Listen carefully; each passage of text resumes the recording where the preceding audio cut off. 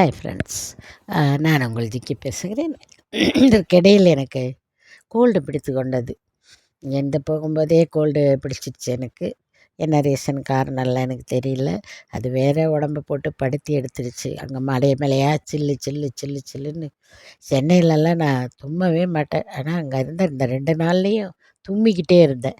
அந்தளவுக்கு கோல்டு பிடிச்சிட்டு எனக்கு உடம்பெல்லாம் ரொம்ப கஷ்டப்படுத்துச்சு. வீடியோவில் கூட உங்களுக்கு தெரியும், பார்த்தாலே ஒரு மாதிரி கொணன்னு பேசிகிட்டு இருப்பேன். அதுவே அதிலே அதோடய அந்த அருவியில் போய் அது தண்ணி நான் ஐயோயோயோயோயோ, நான் வெந்நீரில் தான் வீட்டில் குளிப்பேன். அப்படி ஒரு ஐஸ் கட்டிங்க தண்ணி அந்த அருவியில் குளித்தது. ஜாலியாக இருந்ததுங்கிறது வேற. உடம்பெல்லாம் நடுங்குது. அப்படி ஒரு ஐஸ் அது. அந்த தண்ணி அப்படி இருந்தது. வெயில் அடிச்சுது. அதனால் அது அது அப்படி ஒரு குளிர் அதில் தெரிஞ்சது பாருங்க. ஆனால் அதனால் ஒரு தனியாக ஸ்பெஷலாக எனக்கு ஒன்றும் குளிர்லாம் பிடிக்கல. கோல்டு பிடிக்கல. எனக்கு ஏற்கனவே போகும்போதே ஒரு லைட்டாக கோல்டு இருந்துகிட்டே இருந்தது. அது அங்கே போய் அதிகமாகி போயிடுச்சு எனக்கு.